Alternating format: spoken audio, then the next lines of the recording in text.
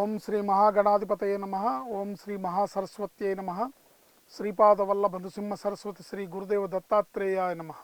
శాంతం పద్మాసనస్థం శశిధరమకుటం పంచవక్త్రం త్రినేత్రం శూలం వజ్రం చ ఖడ్గం పరశుమభయదం దక్షభాగే వహంతం నాగం పాశంచ గంటాం ప్రళయుతవహం సాంకుశం వామభాగే నానాలంకారయుక్తం స్ఫటికమణినిభం పార్వతీశం నమామి.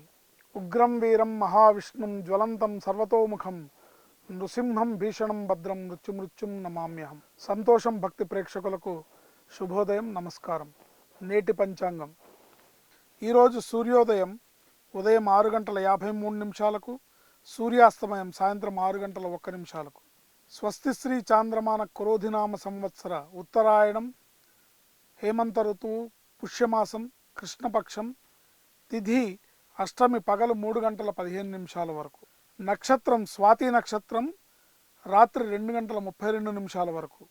యోగం శూలయోగం రాత్రి తెల్లవారుజామున 4:36 వరకు. కరణం కౌలవ కరణం పగలు 3:15 వరకు.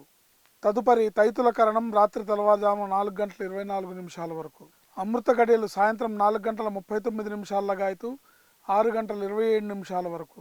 దుర్ముహూర్తం పగలు 12:05 లగాయతు 12:49 వరకు.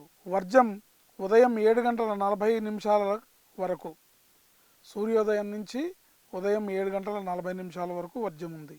ఈరోజు విశేషం ఏంటంటే అనఘాష్టమి వ్రతాన్ని ఆచరించడం ఆనవాయితీ. అనఘాష్టమి తర్వాత బుధవారం నాడు అష్టమి కలిసి వచ్చింది కాబట్టి బుధాష్టమి అని కూడా అంటారు. ఈ రోజున అనఘాష్టమి అంటే అనఘాలక్ష్మి సమేత శ్రీ గురు దత్తాత్రేయుడి వ్రతాన్ని ఆచరించడం అనేది, అనఘాష్టమి వ్రతాన్ని ఆచరించడం అనేది దత్తభక్తులందరికీ కూడా తెలిసిన విషయమే. ఈరోజు దుర్గా వ్రతాన్ని కూడా ఆచరిస్తారు. స్వాతి నక్షత్రం కాబట్టి సుదర్శన నరసింహ హోమం చేసుకోవడం కూడా ఈరోజు విశేషమైన ఫలితాలను ఇస్తుంది. నరసింహస్వామిని దర్శించుకోవడం, లక్ష్మీ నరసింహస్వామిని పూజించడం కూడా ఈరోజు విశేషమైన అనుగ్రహాన్ని ప్రసాదిస్తుంది.